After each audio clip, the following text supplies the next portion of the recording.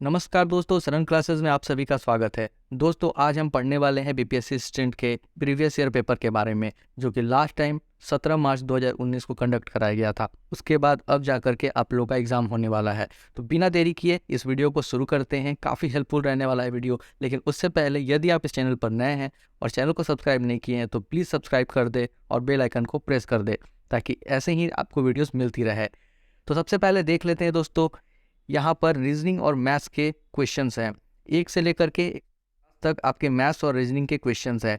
तो आप क्या करिए कि इनका स्क्रीनशॉट ले लीजिए या फिर वीडियो को पॉज करके इन्हें सॉल्व कर लीजिए। यदि आप चाहते हैं कि मैं मैथ्स और रीजनिंग के भी वीडियो लाऊं तो ज़रूर कमेंट सेक्शन में कमेंट करिएगा।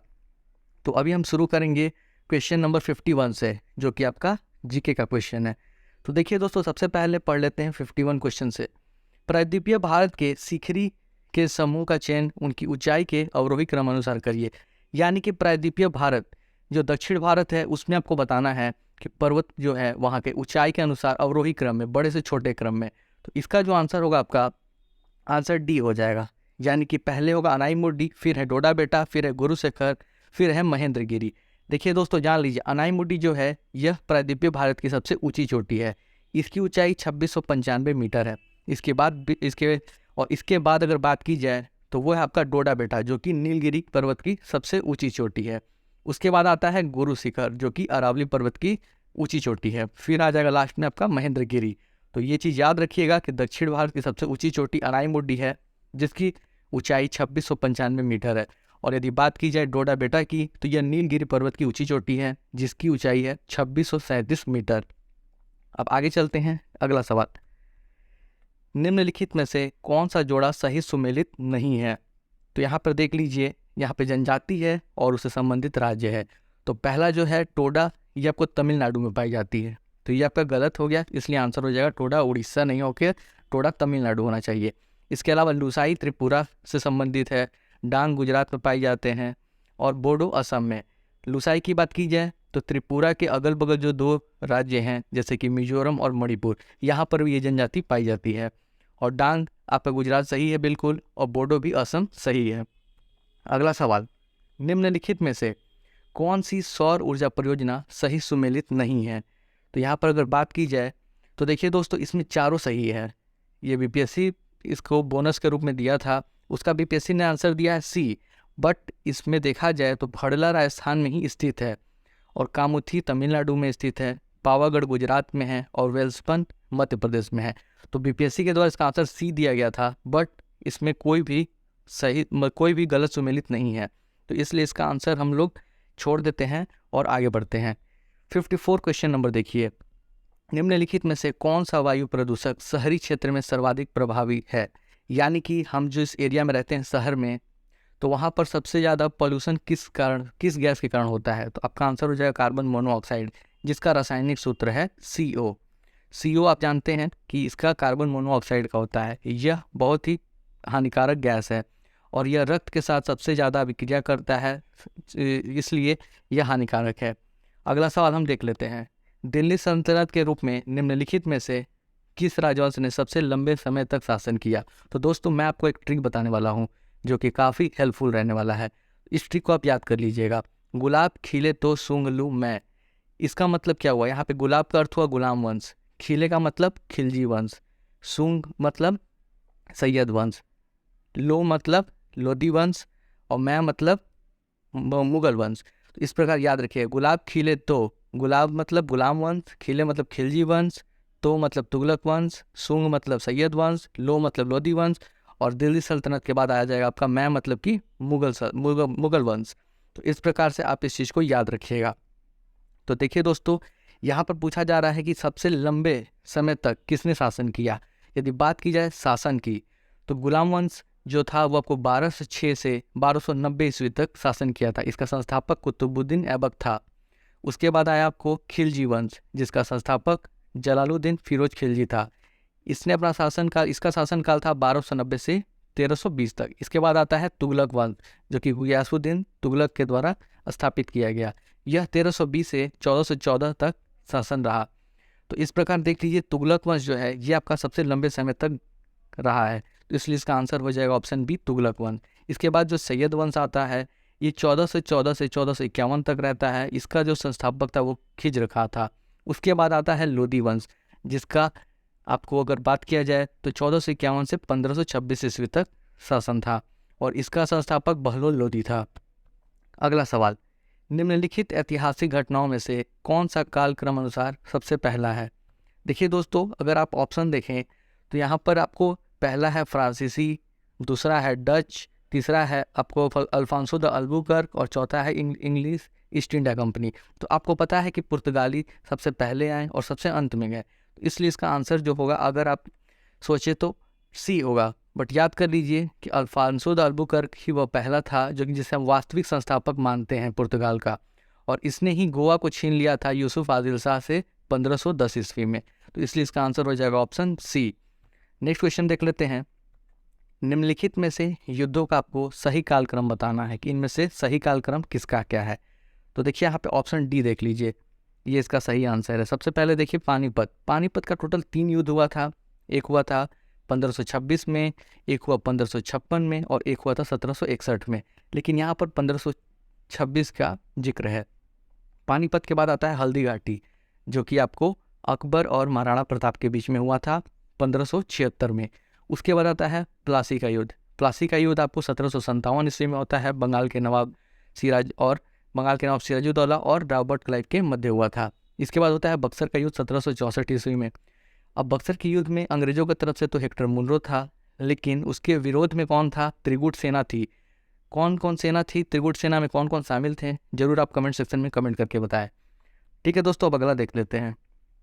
अगला है निम्नलिखित में से कौन सी ऐतिहासिक घटना सबसे पहले घटित हुई थी? सबसे पहले आपको याद रखना होगा चारों का कालक्रम। अगर नील क्रांति की बात की जाए तो ये 1859 में बंगाल में हुई थी। उसके बाद होम रूल की बात की जाए तो 1916 में एनी बेसेंट और बाल गंगाधर तिलक के द्वारा स्थापना की गई थी। बंगाल विभाजन की बात की जाए तो 1905 में हुई थी और जलियांवाला बाग हत्याकांड 1919 में हुई थी। तो अगर यहाँ पे बात की जाए सबसे पहले नील क्रांति हुई थी 1859 में बंगाल में। तो इसका आंसर हो जाएगा ऑप्शन ए। अगला देखते हैं। यहाँ पे आपको सूची का मिलान करना है, सूची 1 को सूची 2 से, कि राष्ट्रकूट शासक जो थे इनकी राजधानी क्या थी। तो राष्ट्रकूटों की राजधानी आपको थी मान्यखेट। उसके बाद आता है पांड्य, तो राष्ट्रकूटों की राजधानी हम यहाँ पे मान्यखेट कर देते हैं। उसके बाद आता है पांड्य की राजधानी थी मदुरई।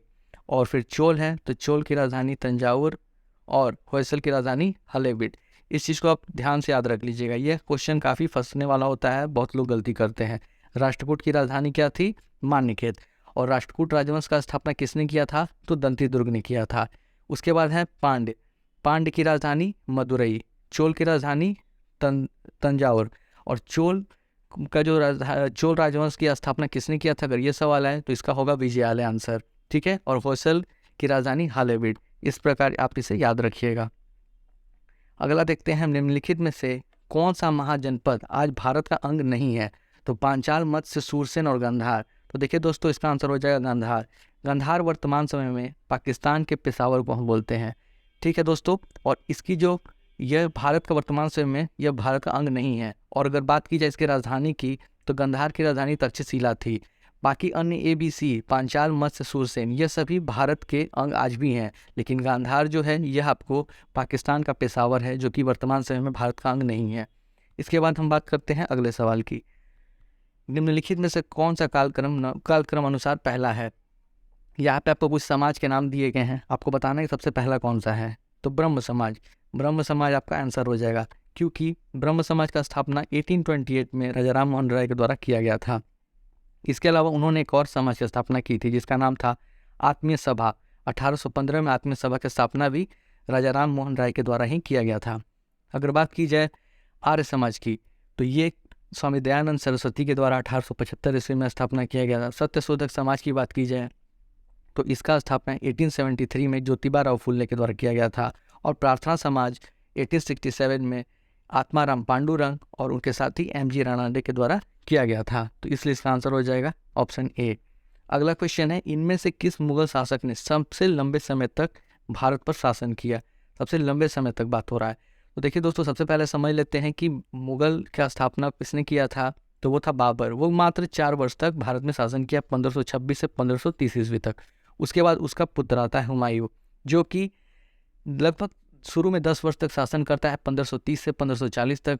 उसके बाद वह चला जाता है अफगानिस्तान। फिर आता है 1555 में, और 1556 में दिल्ली के दिन पनाह भवन अपने लाइब्रेरी से गिर करके उसकी मृत्यु हो जाती है। फिर 13 वर्ष की उम्र में ही अकबर को गद्दी पर बैठाया जाता है, जो कि मात्र 13 वर्ष का उस समय होता है। अकबर 1556 से 1605 ईस्वी तक शासन करता है, जो कि 49 वर्ष तक शासन करता है, इसलिए इसका आंसर हो जाएगा अकबर। अकबर की मृत्यु के बाद जहांगीर आता है, जो कि 1605 से 1627 ईस्वी तक शासन करता है, जो कि लगभग 22 वर्ष है। और शाहजहां 1628 से 1658 ईस्वी तक, कुल मिलाकर 30 वर्ष तक शासन करता है। तो इस प्रकार इसका आंसर हो जाएगा ऑप्शन सी। अगला क्वेश्चन है, निम्नलिखित ऐतिहासिक घटनाओं में से कौन सी घटना कालक्रम अनुसार पहली है? तो आपको बताना है, जैसे कि अभी मैंने आपको बताया था कि होम रूल लीग की स्थापना 1916 में किसके द्वारा किया गया था? एनी बेसेंट और बाल गंगाधर तिलक के द्वारा। तो इसलिए इसका जो सबसे यहाँ पर देखेंगे तो पहला आपका आंसर हो जाएगा ऑप्शन बी। अगर क्रिप्स मिशन की बात की जाए तो ये आपको 1942 में है, खिलाफत आंदोलन 1919 में, और गांधी इरविन समझौता 1931 में। तो सबसे पहले होम रूल लीग हुआ था, इसलिए इसका आंसर हो जाएगा ऑप्शन बी। नेक्स्ट क्वेश्चन देख लेते हैं, निम्नलिखित में से कौन सा सही सुमेलित नहीं है? तो यहाँ पर आपका देखेंगे सही सुमेलित नहीं है तो ये हो जाएगा सगुण, क्योंकि किसी भी प्रकार की मूर्ति पूजा की अस्वीकृति ये गलत है, ये आपको स्वीकृति देता है। तो इसलिए सगुण जो है ये किसी भी प्रकार की मूर्ति पूजा की स्वीकृति देता है, तो यह आपको गलत हो गया, इसलिए आंसर आपका हो गया डी। और बात कर ले सूफीवाद की, तो दिव्य प्रेम की केंद्रीयता, सिख पंथ ईश्वर की अद्वैतता और मानव समानता, यह भी सही है। सतपंथ सामाजिक भेदभाव रहित भक्ति संप्रदाय, यह भी बिल्कुल सही है। अगला सवाल है 65 नंबर, भारतीय संविधान की कौन सी अनुसूची नगरपालिकाओं की गतिविधियों को इंगित करती है? तो नगरपालिका से संबंधित है 12वीं अनुसूची, तो आंसर हो जाएगा आपका ऑप्शन डी। यदि बात की जाए इस अनुसूची में कुल कितने विषय का उल्लेख किया गया है, तो इसमें 18 विषय का उल्लेख किया गया है। और यदि बात की जाए आपका पंचायती राज में कितने विषय का उल्लेख है, तो वहाँ पर 29 हो जाएगा, इसको याद रखिएगा। चलिए अगला देखते हैं। नेक्स्ट क्वेश्चन है आपका, इनमें से किसने पूरा योजना का सुझाव दिया था? तो इसका आंसर हो जाएगा option B, APJ Abdul Kalam. APJ Abdul Kalam के द्वारा पूरा जो योजना है इसका सुझाव दिया गया था। यदि बात की जाए पूरा का फुल फॉर्म की, क्योंकि कभी कभी एग्जाम में पूछ लेता है यू का अर्थ क्या होगा, पूरा में यू शब्द का फुल फॉर्म बताइए, तो इसीलिए पूरा याद कर लीजिए। पूरा का मतलब हुआ provision of urban amenities in rural areas, provision of urban amenities in rural areas. और इसका सुझाव एपीजे अब्दुल कलाम के द्वारा 2003 में दिया गया था, और इसका मेन जो मकसद था वो था ग्रामीण विकास को तेजी से आगे बढ़ाना। ठीक है दोस्तों, तो इसको याद कर लीजिए। अगला हम देखते हैं, इनमें से किस राष्ट्रपति ने 2 कालावधि तक भारत की सेवा की? तो इसका आंसर हो जाएगा डॉक्टर राजेंद्र प्रसाद। राजेंद्र प्रसाद भारत के पहले राष्ट्रपति हैं। यह 1952 से लेकर के 1962 ईस्वी तक 10 वर्ष तक दो कालावधि तक इन्होंने भारत का राष्ट्रपति पद पर रहा है। उसके बाद आ जाते हैं आपको सर्वपल्ली राधाकृष्णन, भारत के दूसरे राष्ट्रपति। ठीक है, उसके बाद अगर बात की जाए वीवी गिरी की, तो वीवी गिरी का जो राष्ट्रपति का जो काल रहता है वो 1969 से 1974 तक रहता है, और शंकर दयाल शर्मा का जो शासन रहता है वो 1992 से 1997 तक रहता है, यानी कि 5 साल उनका हो गया। इस प्रकार हम आगे बढ़ते हैं, निम्नलिखित में से किस क्षेत्रीय संगठन का मुख्यालय उस क्षेत्र के बाहर अवस्थित है? तो इसका आंसर हो जाएगा option A, organisation of the petroleum exporting countries, जिसे हम ओपेक के नाम से जानते हैं। ओपेक का जो मुख्यालय है यह वियना में है, ऑस्ट्रिया की राजधानी जो वियना है वहाँ पर स्थित है, और इसकी स्थापना 1960 में हुई थी, और वर्तमान समय में इसमें टोटल 13 कंट्री इसके सदस्य देश हैं। तो इसको याद रखिएगा कि ओपेक का जो मुख्यालय है यह वियना में स्थित है, जो कि इसके संगठन का मुख्यालय क्षेत्र से बाहर स्थित है। आगे देखते हैं हम, निम्नलिखित में से नीति आयोग का उपाध्यक्ष कौन है? देखिए इनमें से चारों ऑप्शन में से कोई नहीं है, क्योंकि वर्तमान समय में नीति आयोग के उपाध्यक्ष बदल गए हैं, जो कि वर्तमान समय में है सुमन बेरी। ठीक है दोस्तों, याद रखिएगा नीति आयोग के उपाध्यक्ष है सुमन बेरी। और बात की जाए इसके सीईओ के, तो बीवीआर सुब्रमण्यम, अभी वर्तमान समय में कुछ दिनों पहले बनाए गए हैं बीवीआर सुब्रमण्यम, तो इस चीज़ को याद रखिएगा। नेक्स्ट देखते हैं 70 नंबर क्वेश्चन। 70 नंबर क्वेश्चन, निम्नलिखित में से किस देश के संविधान से समवर्ती सूची यानी कि कॉन्करेंट लिस्ट का विचार भारतीय संविधान के लिए अपनाया गया? तो समवर्ती सूची जो है यह आपका ऑस्ट्रेलिया से अपनाया गया है, तो इसलिए इसका आंसर हो जाएगा ऑप्शन सी। भारत में जो समवर्ती सूची है यह जब संविधान बनकर तैयार हुआ था उस समय इसमें टोटल 47 विषय थे, यानी कि 47 विषय थे, लेकिन अभी वर्तमान समय में इसमें 52 विषय हैं और इसे ऑस्ट्रेलिया के संविधान से हमने लिया था। अगला चलते हैं नेक्स्ट। निम्नलिखित में से कौन सा संविधान संशोधन भू स्तर यानी कि पंचायत स्तर पर लोकतंत्र प्रदान करता है? अभी मैंने आपको नगरपालिका के बारे में बताया था, अब पंचायती राज के बारे में भी समझ लीजिए। इसका तो आंसर हो जाएगा 73वां संविधान संशोधन। 73वां संविधान संशोधन के तहत हमने पंचायती राज की स्थापना की थी। अगर अनुच्छेद की बात की जाए तो यह अनुच्छेद 40 में इसका जिक्र है, और इसके टोटल विषय के बारे में बात की जाए तो इसमें 29 विषय आता है। अगर बात की जाए सबसे पहले पंचायती राज का स्थापना इंडिया में कहाँ हुआ था, तो ये आपको 2 अक्टूबर 1959 को राजस्थान के नौगढ़ जिले में हुआ था। तो इसको इतना आपको फैक्ट याद होना चाहिए। चलिए दोस्तों आगे बढ़ते हैं। आगे हमारा 72 नंबर क्वेश्चन, इनमें से कौन राज्यसभा के अध्यक्ष हैं? यहाँ पर कोई भी राज्यसभा के इसमें अध्यक्ष नहीं है, क्योंकि वर्तमान समय में देखिए राज्यसभा का अध्यक्ष का मतलब हुआ भारत के उपराष्ट्रपति, और भारत के उपराष्ट्रपति वर्तमान समय में जगदीप धनखड़ हैं, जो कि ऑप्शन में नहीं है। तो इसलिए याद रखिएगा उस समय जब एग्जाम पूछा था तो उस समय कोई और थे, वर्तमान समय में बदल गए हैं और अभी जगदीप धनखड़ है, तो इसका आंसर हो जाएगा जगदीप धनखड़। अगला देखते हैं हम 73। उच्चतम न्यायालय के न्यायिक पुनर्विचार अधिकार के संबंध में निम्नलिखित में से कौन सा कथन सही नहीं है, आपको बताना है। तो यहाँ पर ऑप्शन डी देखिए, अपने ही फैसले पर पुनर्विचार और सुधार का अधिकार नहीं, यह गलत है। उच्चतम न्यायालय सुप्रीम कोर्ट को यह अधिकार है कि वो अपने फैसले पर पुनर्विचार भी कर सकता है और उसमें कोई भी संशोधन सुधार कर सकता है, जो कि यहाँ पर नहीं है लिखा है, इसलिए ये आपका गलत हो जाएगा। और बाकी सारा ऑप्शन सही है। संसद द्वारा पारित कानून, विधानसभा द्वारा पारित कानून, कार्यकारी आदेश और अध्यादेश, इन सब पर वह पुनर्विचार का अधिकार रखता है, और साथ ही साथ अपने द्वारा दिए गए फैसले पर भी वह पुनर्विचार और सुधार का अधिकार रखता है। तो इसलिए इसका आंसर हो जाएगा ऑप्शन डी। नेक्स्ट हम देखते हैं 74 नंबर क्वेश्चन, निम्नलिखित में से कौन अंतर्राज्यीय समिति के अध्यक्ष होते हैं? तो इसका आंसर होगा प्रधानमंत्री। आर्टिकल 263 अनुच्छेद 263 में अंतर्राज्यीय समिति का जिक्र किया गया है, और वहाँ पर साफ साफ लिखा है कि जो इसके प्रधानमंत्री है ये इसके अध्यक्ष होते हैं। तो इसलिए इसका आंसर हो जाएगा ऑप्शन सी, प्रधानमंत्री इसके अध्यक्ष होते हैं अंतर्राज्यीय समिति के। अगला हम देखते हैं क्वेश्चन नंबर 75 को। सूची 1 को सूची 2 से आपको मिलान करना है। जैसा कि आप लोगों ने पढ़ा होगा प्राथमिक सूची में कृषि आ जाता है, तो यहाँ पर आपको क्या दिख रहा है? तो कच्चे माल का निष्कर्ष हो जाएगा ऑप्शन सी। उसी प्रकार यदि द्वितीयक की बात की जाए तो यहाँ पर आ जाएगा निर्माण, तृतीय की बात की जाए तो सर्विस सेक्टर यानी कि सेवा हो जाएगा, और पंचक दिया है तो उच्च स्तरीय निर्णयन। ठीक है दोस्तों, तो इस प्रकार इसको याद रखिएगा कि प्राथमिक स्तर में कच्चे माल का निष्कर्ष होगा, द्वितीयक स्तर में निर्माण होगा, तृतीयक में सेवाएं होगा, और पंचक में उच्च स्तरीय निर्णयन होगा। तो इसका आंसर हो जाएगा ऑप्शन बी। ठीक है दोस्तों, अगला सवाल है दोस्तों 76, इनमें से किसने दूरगामी आर्थिक सुधारों को शुरू किया? यानी कि दूरगामी आर्थिक सुधारों को किसके द्वारा शुरू किया गया?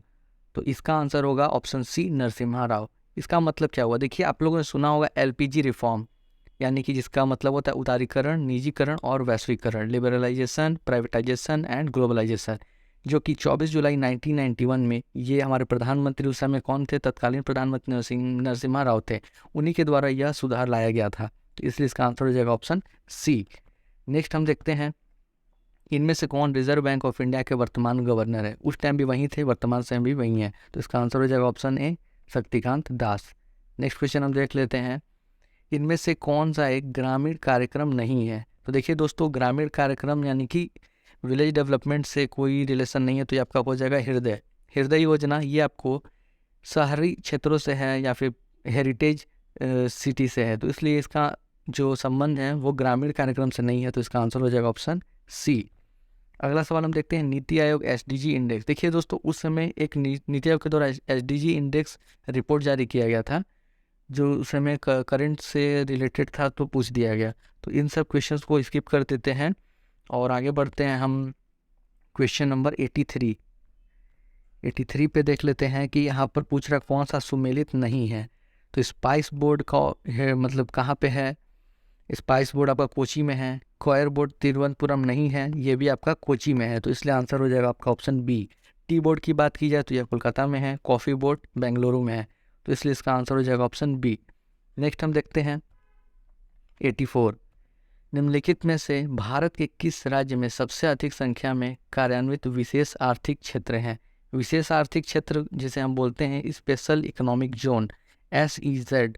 ठीक है दोस्तों, तो यहाँ पर आपका आंसर हो जाएगा ऑप्शन सी, तमिलनाडु। तमिलनाडु जो एरिया है वहाँ पर सबसे ज़्यादा स्पेशल इकोनॉमिक जोन है, अभी वर्तमान समय में कार्यान्वित है। अगला हम देखते हैं, निम्नलिखित में से किस राज्य की सीमा 3 पड़ोसी देशों से मिलती है? तो इसका आंसर हो जाएगा पश्चिम बंगाल। पश्चिम बंगाल जो राज्य है इसका सीमा बांग्लादेश, नेपाल और भूटान तीनों से मिलता है। और बात की जाए उत्तराखंड की, तो उत्तराखंड केवल 2 देशों से बॉर्डर साझा करता है। कौन कौन से हैं? तो ये आपका चाइना और नेपाल। मिजोरम की बात की जाए तो एक तरफ बांग्लादेश और एक तरफ म्यांमार। असम की बात की जाए तो एक तरफ बांग्लादेश और एक तरफ नेपाल। तो इस प्रकार इसको आप, सॉरी नेपाल नहीं भूटान होगा, तो इस प्रकार इसको आप याद रखिएगा। अगला देखते हैं 86। निम्नलिखित में से भारत का कौन सा प्रमुख बंदरगाह दीनदयाल बंदरगाह के नाम से जाना जाता है? यह उस समय का करंट था, वर्तमान समय में आप उसको स्टैटिक जीके के रूप में भी याद रख सकते हैं। तो इसका आंसर हो जाएगा कांडला बंदरगाह, जो कि गुजरात में स्थित है। वर्तमान समय में इसका नाम बदल करके दीनदयाल बंदरगाह कर दिया गया है। नेक्स्ट हम देखते हैं 87। 2011 की जनगणना के अनुसार निम्नलिखित में से कौन सा जनसंख्या अभिलक्षण बेमेल है? तो यहाँ पर आपको बताना है कि इसमें से कौन सा गलत है। तो देखिए ऑप्शन नंबर सी गलत है सर। अब अधिकतम आबादी घनत्व तो आपको भी पता है कि बिहार का है, तो यहाँ पर ये गलत है। 1106 व्यक्ति प्रति किलोमीटर स्क्वायर, ये इसका आंसर होता है, बिहार का है, तो यहाँ पर पश्चिम बंगाल नहीं होगा, तो ये गलत है, तो इसलिए इसका आंसर हो जाएगा ऑप्शन सी। और शहरी आबादी का अधिकतम प्रतिशत देखा जाए तो गोवा बिल्कुल सही है। सर्वाधिक महिला अनुपात ईसाई धर्म का है और अधिकतम साक्षरता दर जैन धर्म का होता है, तो यह आपका सही हो गया। अगला सवाल, निम्नलिखित में से कौन सा संरक्षित जैव मंडल छत्तीसगढ़ राज्य में स्थित है? तो अचानक मार, ये जो आपका जैव मंडल संरक्षित क्षेत्र है, ये अचानक मार, ये आपको छत्तीसगढ़ में स्थित है। और बात की जाए अगस्त्यमलाई की, तो यह आपको तमिलनाडु में है, और सिमलीपाल उड़ीसा में है, और पंचमढ़ी जो है ये आपको मध्य प्रदेश में है। तो इस प्रकार याद रखिएगा छत्तीसगढ़ का अचानक मार जो है यह छत्तीसगढ़ में स्थित है। अगला हम देख लेते हैं, निम्नलिखित में से कौन सा सुमेलित नहीं है? तो आपको बताना है कौन सा इसमें से गलत है। दिल्ली मुंबई औद्योगिक गलियारा, यह आपका गलत है। इसकी स्थापना एशियन डेवलपमेंट बैंक ने नहीं की थी, तो यह आपका गलत है, इससे सही सुमेलित नहीं है, तो इसका आंसर ये हो जाएगा। और बाकी देख लेते हैं option, Mumbai Bengaluru economic corridor, ये आपका ब्रिटेन के द्वारा हुआ था, तो ये भी सही है। बेंगलोर चेन्नई कॉरिडोर जापान के द्वारा हुआ था। अमृतसर कोलकाता गलियारा भारत सरकार के द्वारा किया गया, तो इसलिए ये सब सही है। बाकी आपका Delhi Mumbai economic corridor Asian development bank ADB के द्वारा स्थापित नहीं किया गया। अगला हम देखते हैं, लंबाई की दृष्टि से निम्नलिखित में से कौन सी नदी सबसे लंबी है? तो देखिए दोस्तों, सबसे लंबी नदी की बात की जाए तो वो तो गंगा है, जिसकी लंबाई 2525 किलोमीटर है, परंतु यहाँ पर ऑप्शन में नहीं दिया है। तो हम देख लेते हैं कि ऑप्शन में जो है वो आपका गोदावरी भी दिया है, तो गंगा के बाद गोदावरी होता है, तो गोदावरी इसका आंसर हो जाएगा। बात की जाए गोदावरी की लंबाई की, तो 1465 किलोमीटर लंबाई होती है गोदावरी की, और इसे हम और अन्य नाम से भी जानते हैं, जैसे कि दक्षिणी गंगा भी इसे कहते हैं, वृद्ध गंगा भी कहते हैं। अगर उसके बाद बात की जाए कृष्णा की, तो इसकी लंबाई 1400 किलोमीटर है, और कावेरी की लंबाई 801 किलोमीटर है, तो इसलिए इसका आंसर हो जाएगा ऑप्शन सी। नेक्स्ट हम देख लेते हैं मलेशिया के 16वें राजा। तो देखिए ये सब क्वेश्चन जो है उस टाइम का क्वेश्चन था, करंट का, इसे स्किप कर दीजिए। 92 क्वेश्चन नंबर भी ऑस्ट्रेलियन ओपन से, ये भी स्किप करिए। 93 करंट का क्वेश्चन है। 94 का बात किया जाए तो 94 में पूछ रहा है प्रत्येक वर्ष अंतर्राष्ट्रीय प्रलय स्मरण दिवस, तो यह आपको याद रख लीजिए, स्टैटिक का भी क्वेश्चन हो गया। 27 जनवरी, 27 जनवरी को हम प्रत्येक वर्ष अंतर्राष्ट्रीय प्रलय स्मरण दिवस के रूप में मनाते हैं। नेक्स्ट क्वेश्चन देख लेते हैं, तो ये भी आपका करंट से संबंधित है। और चलिए ये देखिए, झारसुगुड़ा हवाई अड्डा, ये भले करंट का है बट आपको याद रखना चाहिए कि झारसुगुड़ा है कहाँ, तो ये आपको उड़ीसा में है, तो इसका आंसर हो जाएगा ऑप्शन सी। उस टाइम यहाँ पर हवाई अड्डा बना जिसका उद्घाटन हुआ, तो यह आपको उड़ीसा में स्थित है। उसके बाद देख लीजिए पुस्तक लेस के लेखक कौन है, यहाँ पे दिया पुस्तक, बुक है लेस, इसके जो राइटर हैं ये कौन है, तो एंड्रयू सीन ग्रीर। याद रखिएगा एंड्रयू सीन ग्रीर जो है इन्होंने लिखा है यह पुस्तक जिसका नाम है लेस, लेस बुक किसने लिखा है? एंड्रयू सीन ग्रेर के द्वारा। नेक्स्ट क्वेश्चन है, भारत के किस राज्य ने सबसे पहले महिला पुलिस स्वयंसेवक MPB पहल को अपनाया? तो वो होगा आंसर हरियाणा। हरियाणा में महिला पुलिस के द्वारा सबसे पहले महिला पुलिस स्वयंसेवक को अपनाया गया, तो इसका आंसर हो जाएगा ऑप्शन डी, हरियाणा। अगला क्वेश्चन है 99। यहाँ पे देख लीजिए, हिंदुस्तान टाइम्स अखबार पत्रिका में नियमित रूप से रूड फूड यह कौन लिखता है? तो इसका आंसर हो जाएगा ऑप्शन सी, वीर सांघवी। रूड फूड किसके द्वारा लिखा जाता है? तो वीर सांघवी के द्वारा। और यहाँ पे 100 नंबर क्वेश्चन देख लीजिए, जो कि मेहुल चौकसी से 2019 से रिलेटेड है, जो भी करंट का सवाल हो गया आपका। तो इससे हम यहीं पर वीडियो को पॉज कर देते, रोक देते हैं।